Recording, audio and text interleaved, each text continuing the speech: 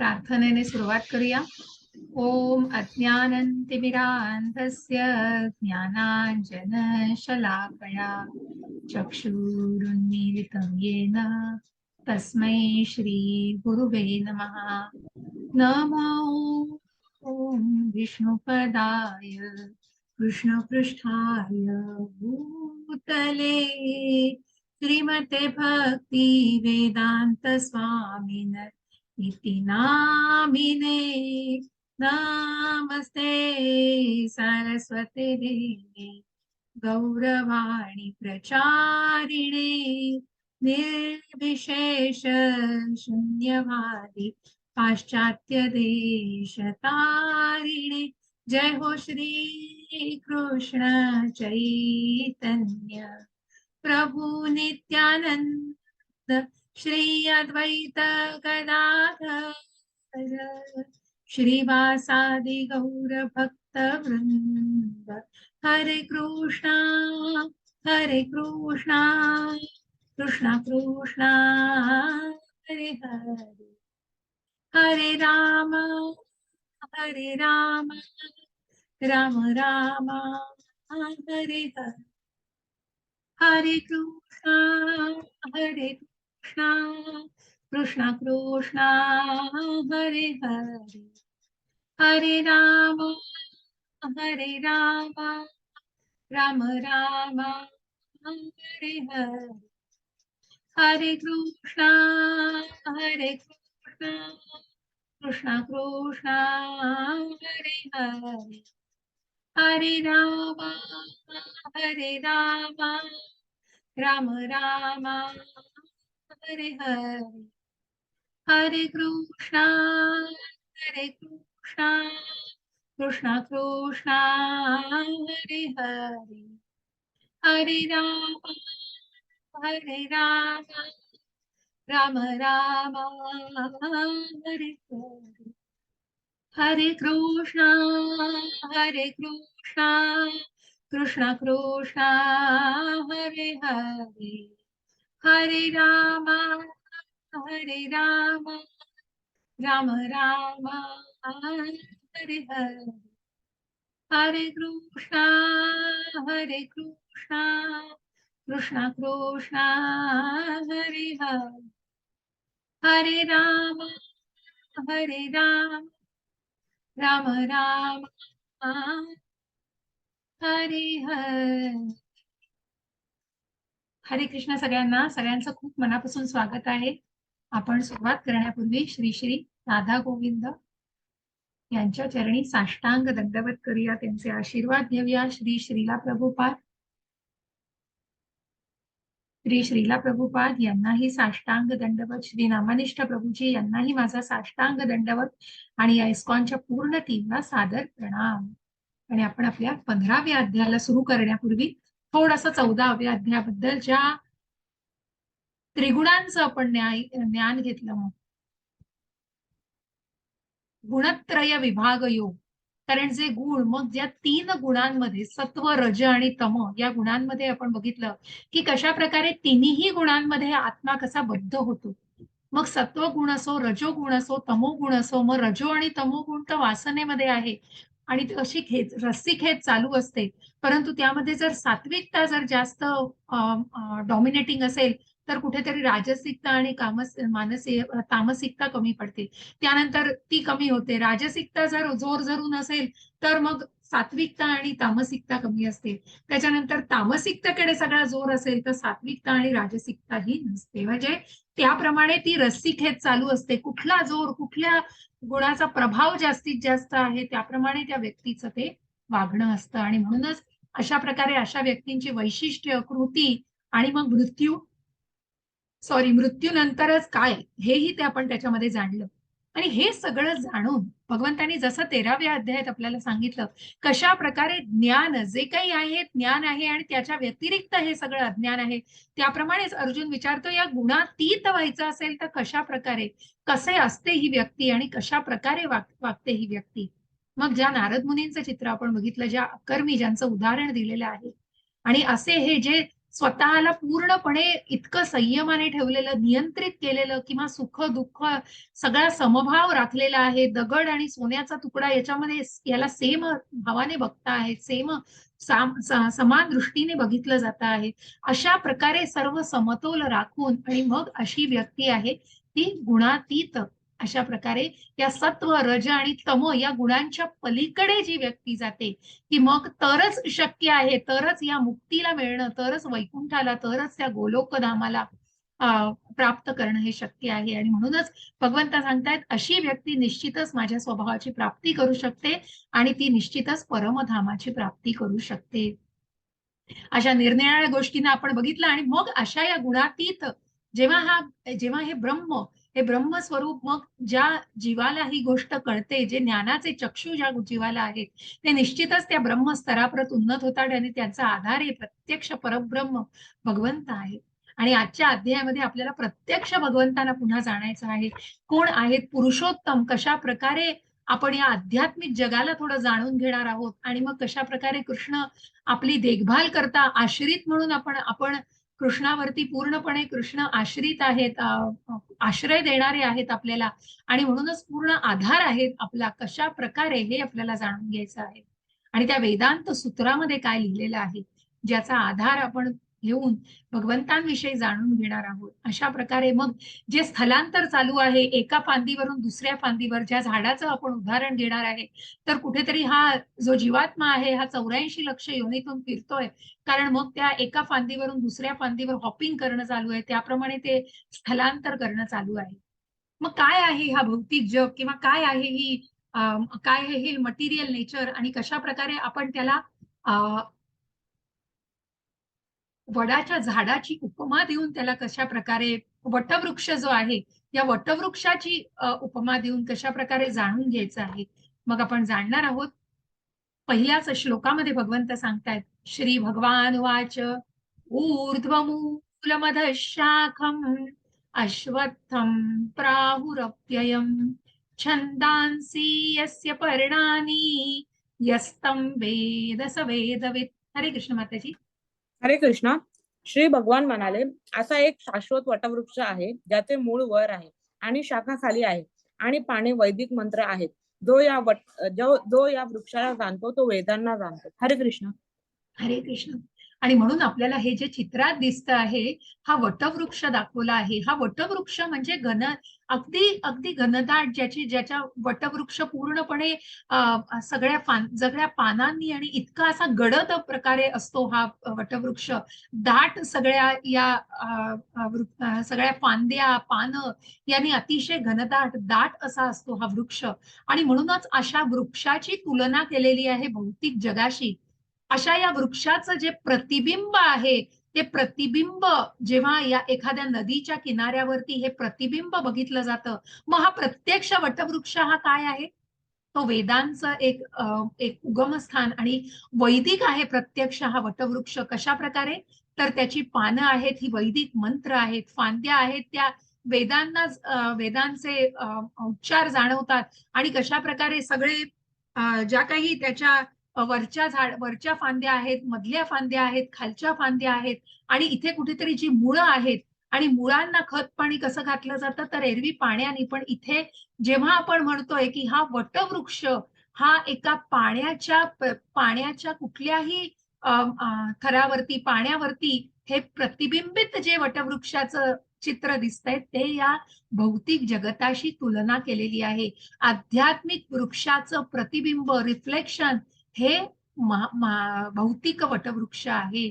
आणि म्हणूनच त्याच्या फांद्या सगळ्या खाली पसरलेल्या दिसतायत आणि त्याची मुळं वरती दिसतायत, कारण हा वटवृक्ष आपल्याला अशा वास्तवात दिसणार नाही, परंतु हा वटवृक्ष पाण्याच्या कुठल्याही याच्यावरती प्रतिबिंब म्हणून दिसेल. मग ती नदी असू दे, समुद्र असू दे, जेव्हा झाड एखाद्या नदी किनारी असतं तेव्हा त्याचं प्रतिबिंब जेव्हा नदीत बघितलं जातं तेव्हा त्याची ती मुळं आहेत ती वरती दिसतात आणि त्याच्या शाखा खाली दिसतात. त्याचप्रमाणे आपल्याला इथे दिसतं आहे की एक शाश्वत वटवृक्ष आहे ज्याचं मूळ वर आहे आणि शाखा खाली आहेत. आणि बघा त्या शाखा कशा खाली खाली गेलेल्या आहेत. मग ज्या काही वरच्या शाखा आहेत तिथे सगळ्या देवी देवतांचा निवास आहे. जशा जशा खाली शाखा चाललेल्या आहेत तसा तसा तो रसातळाला चाललेला आहे आणि मग ज्या भौतिक जगतामध्ये आपण आहोत आणि मग त्याच्या खाली पशु योनीतील मग सर्वात खाली खाली खाली खाली कशा प्रकारे कासव आणि जे खालच्या योनीतील ज्या पशु योनीमध्ये जन्म मिळतो अशा या योनींचं तिथे वर्णन केलेलं आहे. आणि अशा प्रकारे या वैदिक मंत्रांचं आणि असा हा जीवात्मा हॉपिंग करतोय एका फांदीवरून दुसऱ्या फांदीवर कशासाठी? कारण त्या इच्छांमुळे. म्हणून हे जे रिफ्लेक्शन आहे ते एरवी रिफ्लेक्शन कशामुळे असतं? पाण्यावरती काही प्रतिबिंब पडतं, परंतु हे प्रतिबिंब इथे कुठेतरी या इच्छेने प्रतिबिंब पडतंय आणि त्या इच्छेचं प्रतिबिंब हे भौतिक वृक्ष आहे. आध्यात्मिक वृक्षाचं प्रतिबिंब जे जे इच्छेमुळे पडतंय ते भौतिक जग आहे आणि म्हणूनच त्याच्या शाखा ज्या पसरलेल्या आहेत आणि ज्या वैदिक मंत्र अशी पानं आहेत, जो या वृक्षाला जाणतो तो निश्चितच काय तर वेदांना जाणतो. असं वेदांनी परिपूर्ण असा हा वृक्ष दाखवलेला आहे. असा पुन्हा आपण बघतो बघा की कशा प्रकारे मग जसं जसं वरती वरती गेलं जातं तसं तसं मनुष्य वरच्या वरच्या योनींमध्ये जन्म घेत असतो आणि वरच्या योनीत जन्म घेऊन घेऊन मग तो कुठेतरी मुक्तीच्या मार्गाला लागतो. परंतु ज्या आपण मटेरियल ज्या भौतिक जगताचं उदाहरण म्हणून घेत आहोत तिथे मनुष्य कुठेतरी इच्छांमुळे एका फांदीवरून दुसऱ्या फांदीवर, दुसऱ्या फांदीवरून तिसऱ्या फांदीवर, तिसऱ्यावरून चौथ्या, चौथ्यावरून पाचव्या, कारण कुठेतरी त्या इच्छा, आकांक्षा आहेत आणि म्हणूनच त्या इच्छा कुठेतरी वारंवार अशा मुड्या मारायला लावतायत. कारण हा शाश्वत वटवृक्ष या या वास्तविक जगतामध्ये बघणं हे खूप कठीण आहे. म्हणून त्याचं जे प्रतिबिंब बघितलेलं आहे. हरे कृष्ण माताजी. हरे कृष्णा. या वृक्षांच्या त्रिगुणांनी पोषण केलेल्या शाखा खाली आणि वर पसरलेल्या आहेत. यांच्या डहाळ्या म्हणजे इंद्रिय विषय आहेत. या वृक्षाची मुळे खालीही पसरलेली आहेत आणि ती मानव समाजाच्या सकाम कर्माशी बांधली गेली आहेत. हरे कृष्णा. हरे कृष्ण. आणि म्हणूनच या त्रिगुणांनी पोषित केलेल्या या सगळ्या या मुळांना कुठेतरी त्रिगुणांचं खतपाणी घालून या शाखा खालती आणि वरती सगळ्या पसरलेल्या आहेत आणि या ज्या डहाळ्या दिसतात त्याच्या फांद्यांना त्या डहाळ्या म्हणजे काय आहेत तर इंद्रिय विषय आहेत, इंद्रिय वासना आहे आणि म्हणूनच या सगळ्यांनी काय होतं वृक्ष खाली पसरलेली आहेत आणि मनुष्य सकाम कर्माशी कारण कुठेतरी त्या कर्मातून मिळणाऱ्या फळांशी निगडीत तो असतो. म्हणून मानव समाजाच्या सकाम कर्माशी हे जे प्रतिबिंबित भौतिक जग आहे हे कुठेतरी जोडलं गेलेलं आहे.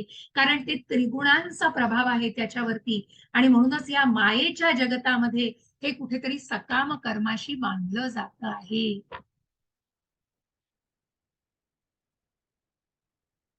आणि म्हणूनच त्याची पूर्ण अशी ही नावं दिलेली आहेत जी मी तुम्हाला आता सांगितली.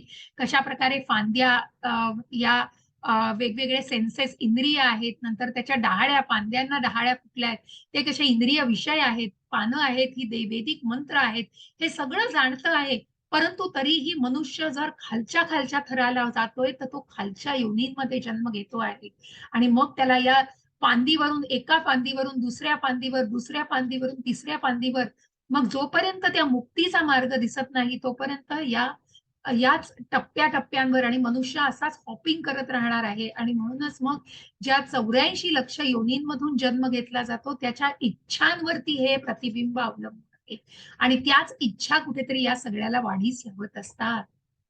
आणि म्हणून काय करायचंय तर नुसतं ते त्याला कुठल्याही त्या मुळांना जाळून वगैरे नाही तर ते मुळापासून कापलं पाहिजे तरच त्या भौतिक जगताशी कुठेतरी संबंध प्रस्थापित होणार नाही आणि म्हणूनच त्या भौतिक जगतापासून आपण दूर गेलं पाहिजे आणि म्हणून त्या वृक्षाचं वास्तविक रूप मात्र या जगात अनुभवता येणार नाही पण हे जे त्याचं रिफ्लेक्शन प्रतिबिंबित रूप आहे त्यावरून आपल्याला निश्चितच हा निष्कर्ष काढता येईल.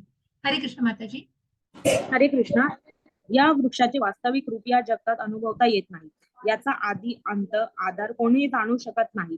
परंतु मनुष्याने खोलवर मुळे गेलेल्या या वृक्षाला निश्चयाने अनासक्ती रूपी शास्त्राद्वारे छेदून टाकले पाहिजे. त्यानंतर मनुष्याने असे स्थान शोधावे की ज्या ठिकाणी गेल्यावर पुन्हा परतावे लागत नाही. ज्या परमपुरुषाकडून अनादी काळापासून सर्व गोष्टींचा आरंभ आणि विस्तार झाला आहे त्या परमपुरुषाला त्या ठिकाणी शरण गेले पाहिजे. हरे कृष्ण. हरे कृष्ण. आणि म्हणूनच या वास्तविक जगतामध्ये हे आध्यात्मिक जग अनुभवता येणार नाही. त्याचा आदी अंत आधार कोणीही जाणू शकत नाही. परंतु मनुष्याने खोलवर गेलेले मूळ गेलेल्या या वृक्षाला म्हणजे कुठल्या तर याच भौतिक वृक्षाला जे काही त्याचं प्रतिबिंब आहे आणि मुळं त्याची जी वरती दिसत आहेत तर त्याला अनासक्ती रूपीने शस्त्राद्वारे छेदून टाकलं पाहिजे. तरच तो त्या भौतिक बंधनांपासून स्वतःला मुक्तावस्थेत आणू शकेल. आणि मग मनुष्याने असे स्थान शोधावे की ज्या ठिकाणी गेल्यानंतर पुन्हा परतावे लागणार नाही. या जन्म मृत्यू जरा व्याधी यामध्ये जन्म नको असेल तर निश्चितच ज्या परमपुरुषाकडून आधी काळापासून सर्व गोष्टींचा प्रारंभ आणि विस्तार केला आहे, केला झाला आहे, त्या परमपुरुषाला इथे शरण गेलं पाहिजे. असे हे पुरुषोत्तम आणि म्हणूनच त्याची मुळं नाही तर त्याला पूर्ण छेदून टाकलं पाहिजे. तरच त्या भौतिक बंधनांपासून कुठेतरी मुक्ती मिळवली जाईल. आणि मग भगवंत सांगतायत ज्या गोलोक धामाबद्दल आणि ज्या गोलोक धामाला ज्या गोलोक वृंदावनाचं चित्र दिलेलं आहे, कशा प्रकारे सर्व पाकळ्या आहेत, इथे गर्भोदकशाही विष्णू आपल्याला दिसतायत आणि म्हणूनच त्याप्रमाणे वैकुंठ आहे आणि मग गोलोक धाम आहे. आणि असं हे गोलोक धाम आहे जिथे भगवंतांपासूनच सगळा प्रकाश आहे. आणि म्हणून भगवंत लिहितायत नतस्भायते तद्भासयते सूर्यो न शशांको न पावकः यद्गत्वा न निवर्तन्ते तद्धाम परमं मम. हरे कृष्ण. हरे कृष्ण. त्या माझ्या परमधामाला सूर्य, चंद्र तसेच अग्नी किंवा वीज प्रकाशित करीत नाही. जे त्या धामाला पोहोचतात ते पुन्हा या भौतिक जगतात परत येत नाही. हरे कृष्ण. हरे कृष्ण. आणि म्हणूनच जे या धामाला पोहोचतात ते पुन्हा परतून या जगतामध्ये येत नाहीत. कारण ज्या जगतामध्ये सूर्य चंद्र हे भगवंतांपासूनच आहेत आणि वेगळी अशी कुठलीही सूर्य चंद्राची जिथे आवश्यकता नाही, जे तेज भगवंतांपासूनच आहे, अशा परमधामाला जो भक्त जातो आहे तो पुन्हा उलटून या भौतिक जगतामध्ये येणार नाही. ज्या महासागरातून तरुण न्यायला प्रत्यक्ष भगवंत आहेत ही भगवंतांनी ग्वाही दिलेली आहे. पण तुमची श्रद्धा आहे, तुमचं बेसिक क्वालिफिकेशन आहे आणि म्हणून ते जाणून घेणं निश्चितच आवश्यक आहे. मग भगवंत म्हणतायत की ही जी मन आणि ही जी इंद्रिय आहेत त्याच्याशी संघर्ष चालू आहे. कसला संघर्ष? कारण त्या 84 लक्ष योनीतून जन्म मिळतोय आणि म्हणूनच त्या भौतिक सुखासाठी कुठेतरी संघर्ष. म्हणून भगवंत म्हणतायत ममैवांशो जीवलोके जीवभूतः सनातन मनःष्ठानि इंद्रियाणि प्रकृतिस्थानि कर्षति. हरे कृष्ण माताजी. हरे कृष्ण. बद्ध जगातील जीव हे माझे सनातन अंश आहे. बद्ध जीवनामुळे ते मनसहित 6 इंद्रियांशी कठीण संघर्ष करीत आहे. हरे कृष्ण.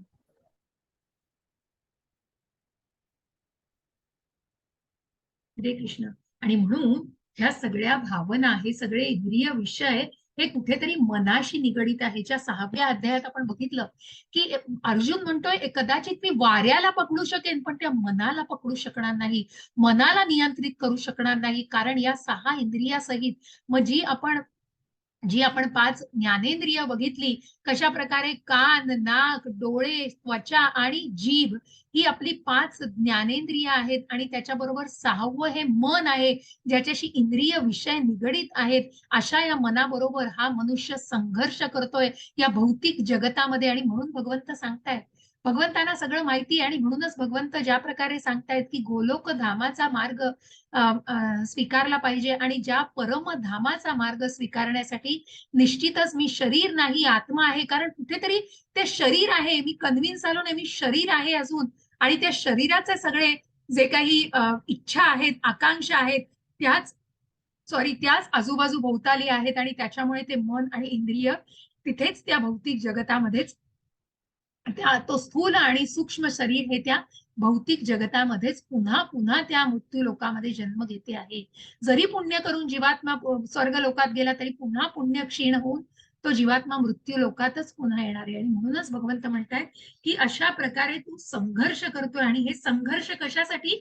तर कुठेतरी वेगवेगळ्या जन्मांमध्ये, मग वेगवेगळ्या 84 लक्ष योनींमध्ये जन्म घेण्यासाठी.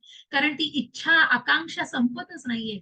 आणि म्हणून हे जाणत नाहीयेत की बद्ध जीव हे जे जीव आहेत हे माझे सनातन अंश आहेत परंतु हे सनातन अंश कृष्णाला विसरलेत, आपला आध्यात्मिक मूळ स्वभाव विसरलेत आणि म्हणूनच ते मनासहित कुठेतरी देहभावनेशी निगडीत आहे.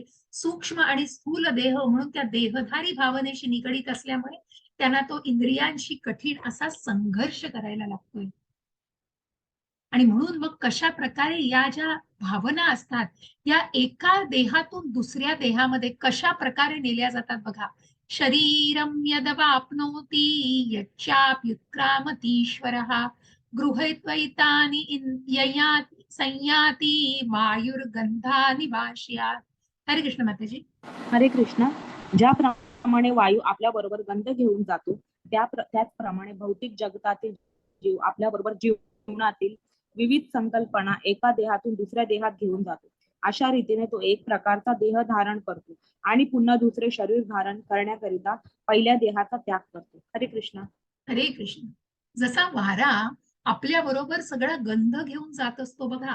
एखादी जर गुलाबाची बाग असेल काही अंतरावरती तर थोड्या अंतराच्या आधीच आपल्याला कुठेतरी गुलाबाचा सुगंध यायला लागतो आणि तो सुगंध इतका जवळ जवळ जवळ गेल्यानंतर मग आपल्याला त्या बागेपाशी आपण तिथे जातो आणि मग ती सुंदर बाग त्याचं दर्शन घेत त्याची सगळी टेहाळणी करतो, बघतो आणि अशा प्रकारे मग तिथनं पुन्हा निघून जेव्हा पुढच्या मार्गाला लागतो तेव्हा काही अंतरावर मग काही कचरा वगैरे टाकलेला असतो किंवा त्या प्रकारचं कुठेतरी वास असतो. मग त्या प्रकारे वारा हा एक प्रकारचा गंध सोडून दुसरा गंध, कारण तो गुलाबाचा गंध तिथेच राहिला आणि पुढे आता त्यांनी जो गंध त्याला येतो आहे तिथे जो गंध तिथे उपस्थित आहे त्या वासाला त्यांनी आत्मसात केले आणि त्या वासामुळेच कशा प्रकारे या वायू बरोबर तो गंध आपले रंग गंध बदलतोय, वायू बरोबर आपले गंध बदलतोय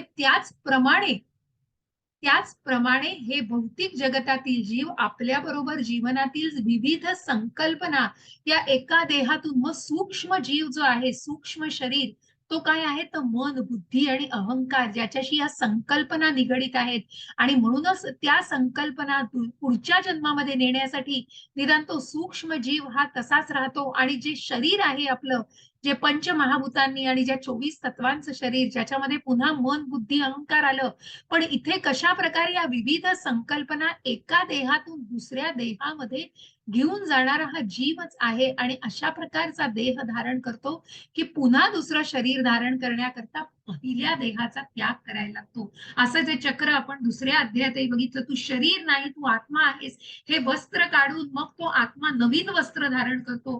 त्याचप्रमाणे तो वायू आहे तो गंध एका ठिकाणचा सोडून पुन्हा नवीन गंध प्राप्त करतो. अशा प्रकारे तो नवीन नवीन त्या योनीतून 84 लक्ष योनीतून जन्म घेत असतो. पण आपण या सुदैवाने आपल्याला हे जे असोसिएशन मिळालंय त्यामध्ये आपण भगवद्गीतेचं वाचन भागवताचं वाचन आणि अशा प्रकारे आपण जे काही वाचतो आहोत ते पूर्णपणे आत्मसात करण्याचा प्रयत्न करून मग आपला हा संघर्ष कुठेतरी थांबेल. आपण स्वतःला आध्यात्मिक मार्गावरती जेव्हा उन्नत करू तेव्हा आपल्याला या संघर्षाला सुद्धा कुठेतरी चांगल्या भावामध्ये आपल्याकडे घेतलं जाईल आणि मग ज्याप्रमाणे इथे आपण म्हटलं की एक शरीर एक संकल्पना टाळतं, मग जो जर कुत्रा असेल आणि त्याच्या तो भो भो भो भो करत असेल तर पुढच्या जन्मामध्ये त्याच्या मनामध्ये जर मांजर होण्याच्या भावना असतील तर तो मांजराचा जन्म घेतो आणि त्या प्रकारे ते मांजराचं शरीर अशा प्रकारे तो जीवात्मा पुढच्या प्रवासाला निघून जातो. अशा या भौतिक जगतातील जीव आपल्या बरोबर एका देहातून दुसऱ्या देहातील संकल्पना जे मनाशी नियंत्रित आहे बघा, हे मन आहे तुमचं आणि त्या मनाशी निगडीत कशा प्रकारे जीभ नाक कान डोळे आणि स्पर्श ज्ञान. हरे कृष्ण माताजी. हरे कृष्ण. अशा प्रकारे जीव दुसरे स्थूल शरीर धारण करून मनाशी केंद्रित झालेली कान नेत्र जिव्हा नाक आणि स्पर्श इत्यादी विशिष्ट प्रकारची इंद्रिय प्राप्त करतो. अशा रीतीने तो एका विशिष्ट प्रकारच्या इंद्रिय विषय समूहाचा उपभोग घेतो. हरे कृष्ण. हरे कृष्ण. आणि म्हणूनच हे स्थूल शरीर धारण करून मनाशी केंद्रित झालेली कान नेत्र जिव्हा नाक आणि स्पर्श इत्यादी विशिष्ट प्रकारची इंद्रिय तो प्राप्त करतो. म्हणजे काय तर ज्या दुसऱ्या शरीरामध्ये हे सूक्ष्म शरीर जे असतं, मन, बुद्धी आणि अहंकार, त्याच्या मनामध्ये त्या सगळ्या इच्छा असतात आणि त्याच इच्छा घेऊन तो पुढे जातो. त्याप्रमाणे ते स्थूल शरीर सुद्धा त्याला फॉलो करतो आणि अशा रीतीने हे एका विशिष्ट प्रकारच्या इंद्रिय विषयाच्या समूहाचा उपभोग घेत असतात. त्या मनासहित ही सगळी इंद्रिय एका जीवातून दुसऱ्या जीवामध्ये जात असतात आणि त्याच बरोबर ती त्या इंद्रिय विषयाच्या समूहाचा कुठेतरी इंद्रिय विषयाच्या समूहाचा उपभोग घेत असतात.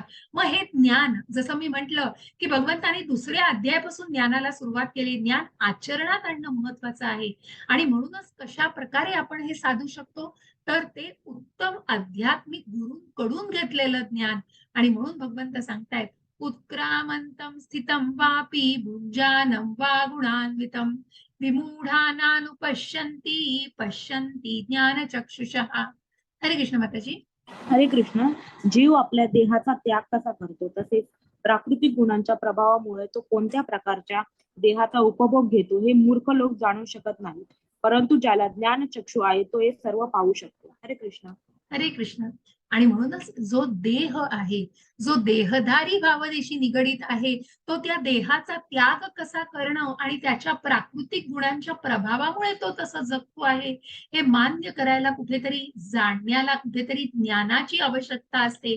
ती ज्ञानाची आवश्यकता ही उत्तम गुरुकडून मार्गदर्शन घेतल्याने होते.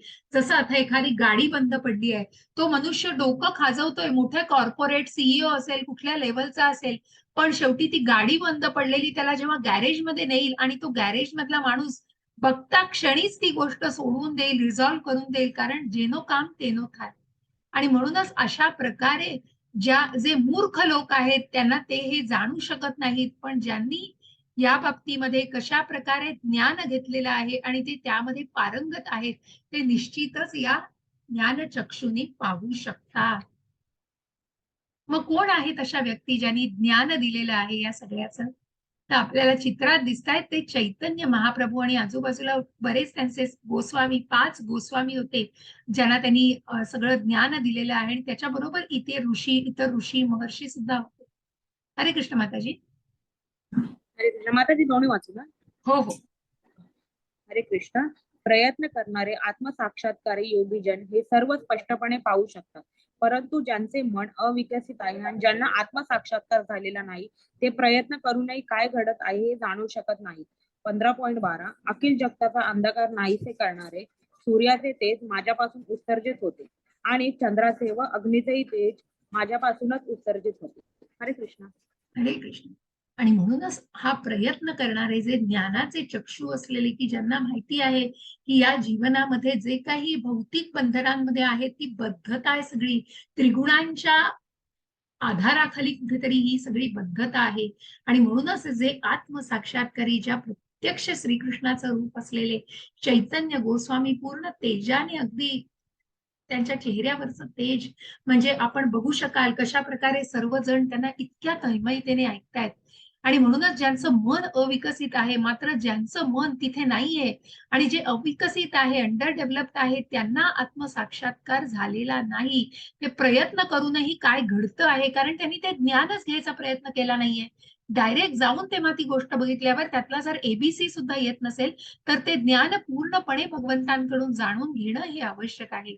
आणि म्हणूनच अखिल जगताचा नाहीसे करणारे क्रिया करणारे सूर्याचे तेज माझ्यापासून उत्सर्जित होते व चंद्राचे, अग्नीचेही तेज माझ्यापासूनच उत्सर्जित होते. आणि म्हणूनच मग ज्या उद्दिष्टाने कशा प्रकारे हे तेज माझ्यापासून उत्सर्जित होते, मग कशा प्रकारे या सूर्य आणि चंद्र हे भगवंतांचे डोळे आहेत आणि या जगताचा अंधकार ज्यांनी नाहीसा केला जातो, असा हा सूर्यदेव ज्याच्या तेजापासून सगळं उत्सर्जित होतं, चंद्राचं हे सगळं तेज हे भगवंतांपासून आहे. ज्या विश्वरूप अध्यायामध्ये आपण बघितलं किती किती कोटी असा हा सगळी गोष्ट आहे आणि कशा प्रकारे ते, एक मिनिट हा, एक सेकंद द्या मला.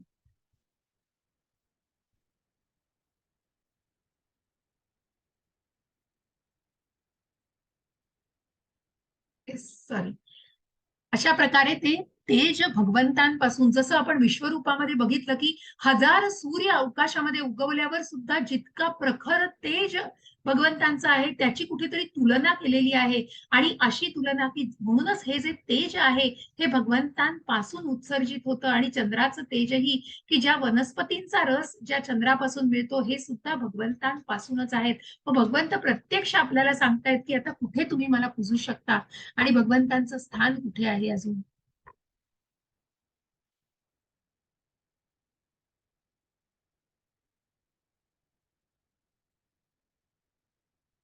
आणि म्हणूनच प्रत्येक ब्रह्मांडांमध्ये भगवंतांचा निवास आहे. आणि आपल्याला हे अवकाशामध्ये सगळे ग्रह फिरताना दिसत आहेत. हे ग्रह फिरणारे कशामुळे आहेत तर भगवंतांच्या अस्तित्वामुळे. गामाविश्य च भूतानि धारयाम्यहमूजसा पुष्णामी चौषधी सर्वा सोमो भूत्वा रसात्मकः. हरे कृष्ण माताजी. हरे कृष्णा. मी प्रत्येक ग्रह लोकात प्रवेश करतो आणि माझ्या शक्तीद्वारे ते आपल्या कक्षेत स्थिर राहतात. मी चंद्र होऊन सर्व वनस्पतींना जीवन रसाचा पुरवठा करतो. हरे कृष्ण. हरे कृष्ण. आणि म्हणूनच प्रत्येक या ग्रहांमध्ये प्रत्येक ब्रह्मांडांमध्ये भगवंतांनी प्रवेश केलेला आहे. आणि कशा प्रकारे भगवंतांचं तत्व या ब्रह्मांडांमध्ये आहे. नाहीतर बघा एखादी जड एवढे हे ग्रह आहेत ते कसे कसे अवकाशामध्ये फिरतायत. आणि म्हणूनच ते भगवंतांची कृपा आहे. आणि कशा प्रकारे, नाहीतर एखादी टरबूज घेतलं आपण आणि ते खाली फेकलं तर ते नक्कीच फुटणार हो.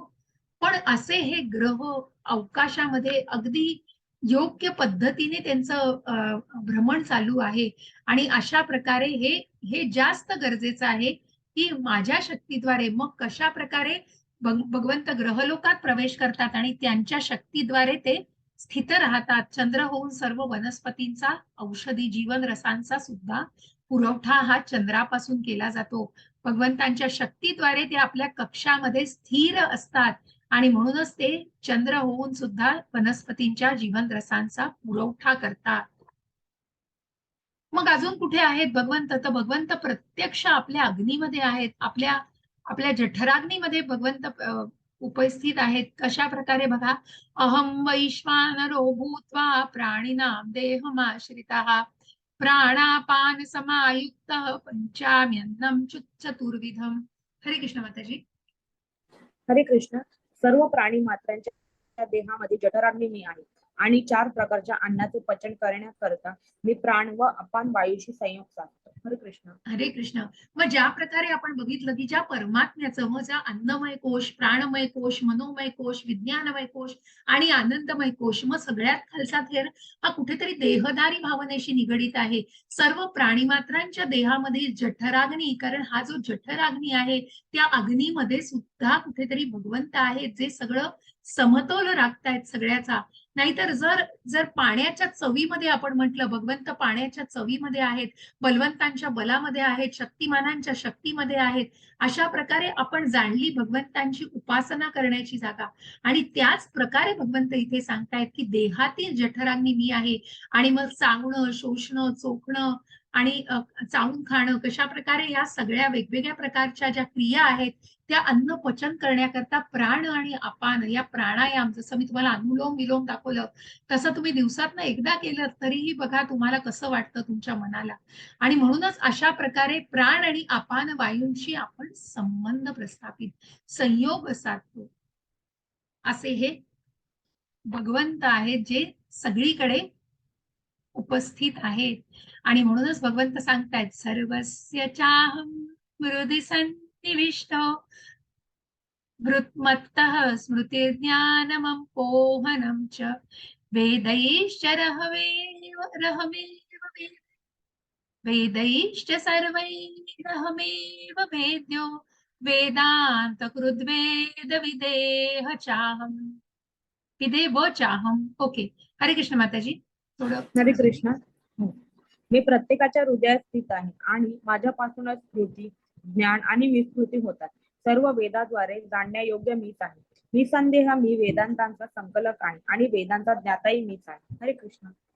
हरे कृष्ण. प्रत्यक्ष भगवंत आपल्या स्वमुखातून सांगतायत की भगवंत प्रत्येकाच्या हृदयामध्ये स्पष्टपणे भगवंतांनी इथे लिहिलंय वेदांत सूत्रामध्ये ज्याचा आधार आहे ज्या वेदांत सूत्रामध्ये भगवंत सांगतायत वेदांचा ज्ञाताही मीच आहे आणि या वेदांतांचा संकलकही मी आहे. प्रत्येकाच्या हृदयामध्ये परमात्माच्या रूपामध्ये जे स्थित आहेत त्यांच्या स्मृती विस्मृती ज्ञान हे सगळं भगवंतांपासून आहे. म्हणून आपल्याला हे ज्ञान दिलंय, म्हणून भगवद्गीता दिली आहे भगवंतांनी. कारण आपण भगवंतांसारखे क्वालिटेटिव्हली आहोत, त्यांच्यासारखे आपण त्यांचे अंश आहोत. आणि हा संबंध जाणणं की भगवंत हे निर्माते आहेत आणि आपण निर्मिलेले आहोत भगवंतांपासून. आणि म्हणूनच या वेदांद्वारे जाणण्यायोग्य मीच आहे. निस्संदेह मी वेदांतांचा संकलक आहे आणि वेदांचा ज्ञाताही आहे. आणि म्हणूनच अशा याच्यावरून आपल्याला 18व्या अध्यायात का 17व्या एक कथा आहे 18व्या अध्यायातच की स्मृती आणि विस्मृती या कशा प्रकारे भगवंतांपासून आणि जे हृदयामध्ये निवास करतात. मग ज्या दक्ष राजांनी कुठेतरी प्रजापिता त्यांनी जे यज्ञ केले होते, सतीमाता त्यांची मुलगी, परंतु त्यांनी शिवांना योग्य स्थान दिलं नव्हतं कारण ते त्या लग्नाने नाराज होते. आणि म्हणूनच मग अशा प्रकारे जेव्हा पार्वती माता म्हणते की मला जायचं आहे, सती माता म्हणते की मला जायचं आहे वडिलांकडेच्या यज्ञ यागाला, तेव्हा ती सती माता जाते. परंतु आपल्या पतीला योग्य स्थान दिलेलं नसल्यामुळे तिला कुठेतरी ते खूप खटकतं आणि ती स्वतःला त्या यज्ञात आहुती देते. हे कळल्यानंतर मग मात्र शंकर रौद्र रूप त्यांचं आणि तांडव, कारण शंकर रुद्र होतात, कारण ते एका वैष्णवीचा अपमान झालाय म्हणून क्रोधित झालेले आहेत.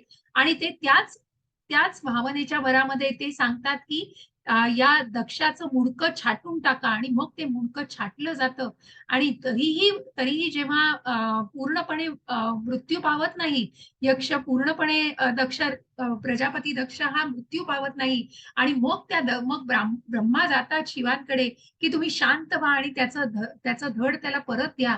परंतु ते म्हणतात नाही, याची लायकी नाहीये ते मनुष्य धड वापरण्याची, मनुष्य शिर. आणि ज्याला जसा देह दिलाय म्हणून त्याला बकरीचा देह लागणं हे त्याला योग्य आहे.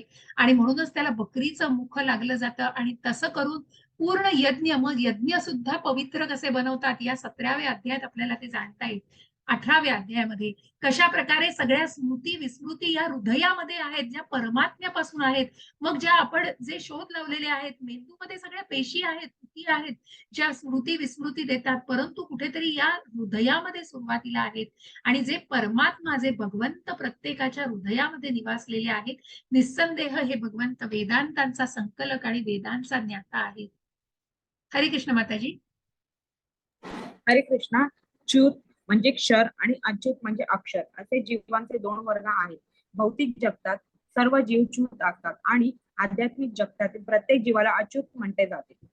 15.17 या दोह व्यतिरिक्त एक परमपुरुष परमात्मा आहे जे स्वतः अव्ययी भगवंत आहेत आणि ते त्रिलोकामध्ये प्रवेश करून त्यांचे पालन पोषण करीत आहेत. हरे कृष्ण. हरे कृष्ण. आणि म्हणूनच च्युत आणि अच्युत म्हणजे फॅलिएबल आणि इनफॅलिएबल, की कुठेतरी घसरणारे, म्हणजे क्षर आणि अक्षर या जीवांचे दोन वर्ग आहेत. आणि भौतिक जगतामध्ये सर्व जीव च्युत असतात आणि आध्यात्मिक जगतातील हा प्रत्येक जीव हा अच्युत म्हटलं जातं. बघा किती मोठा फरक आहे. कशा प्रकारे दोनच गोष्टींनी, परंतु कशा प्रकारे भगवंतांचं ते प्रेम आणि आध्यात्मिक मार्गावरती ती उन्नती साधता येते. आणि म्हणूनच च्युत आणि अच्युत, क्षर आणि अक्षर जे फॅलिएबल आहेत, जे घसरू शकतात, पुन्हा काही गोष्टींचा त्याग करून पुन्हा ते त्या मटेरियल गोष्टीमध्ये येऊ शकतात. आणि दुसऱ्या प्रकारचे जे सांगितलेले आहेत ते आध्यात्मिक आहेत आणि तिथे कधीही कुठला बदल अपेक्षित नाहीये आणि पूर्णपणे ते आध्यात्मिक जगताचाच भाग आहे. अशा प्रकारे च्युत आणि अच्युत हे जीवांचे दोन वर्ग आहेत. भौतिक जगतातील सर्व जीव च्युत असतात, आध्यात्मिक जगतातील सर्व जीव अच्युत असतात. आणि अशा प्रकारे मग या संबंधाला जाणायचं आहे. कशा प्रकारे भगवंत हे दोहोंविरुद्ध एक परमपुरुष परमात्मा आहे, जे स्वतः अव्ययी भगवंत आहेत आणि तेच त्रिलोकामध्ये प्रवेश करून त्यांचं पालन पोषण करतात, जे मूळ रूपामध्ये प्रत्येक वेळी प्रत्येक युगामध्ये प्रगट होऊन ते त्यांचं पालन पोषण करता आहेत. आणि म्हणूनच अशा कृष्णांना अपाप बुद्ध म्हटलेलं आहे. अपाप बुद्धम कारण का? कारण ज्याप्रमाणे सूर्यप्रकाश, जिथे कुठेही सूर्यप्रकाश अशुभ नाही मानला जात, त्याची किरण कोणी रोखू शकत नाही, ती किरण जिथे पडतील ती जागा अत्यंत स्वच्छ होऊन जाते. त्याचप्रमाणे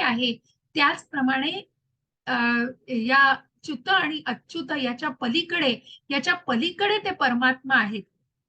ही जी स्लाइड आहे ना, एक मिनिट.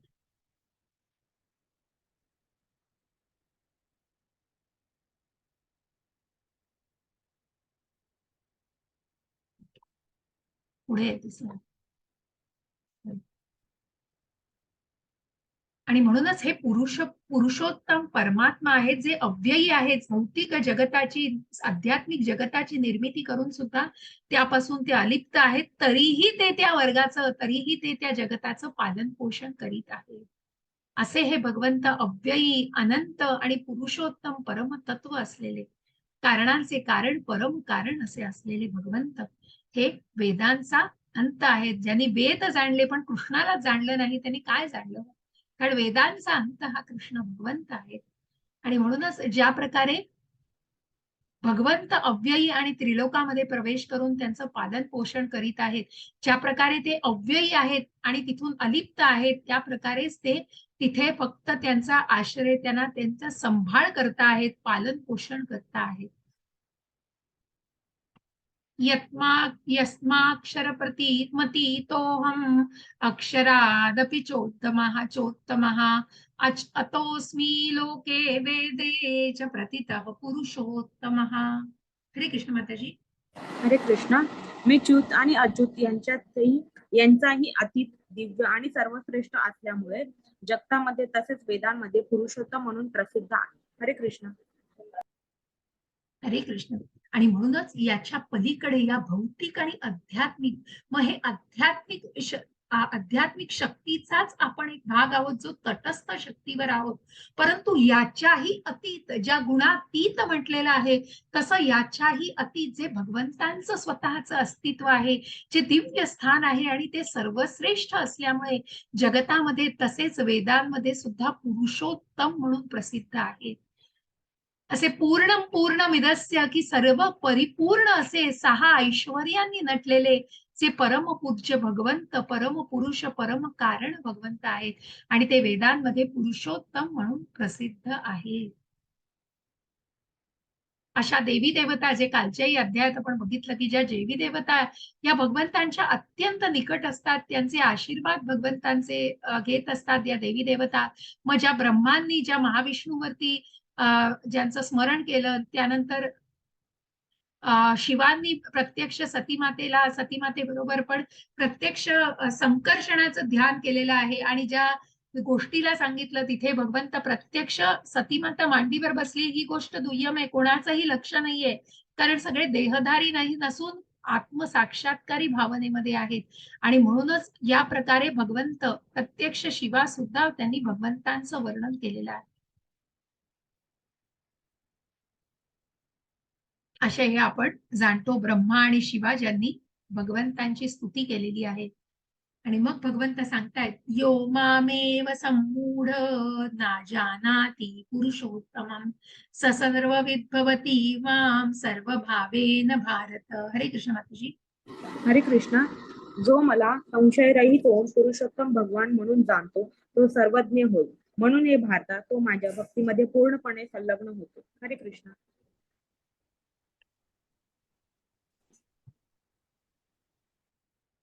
म्हणून जो पुजारी आपल्याला अर्च विग्रह करताना दाखवला जातो, तसाच हा पुजारी भगवंतांच्या मूर्तीची पूजा करतोय बघा.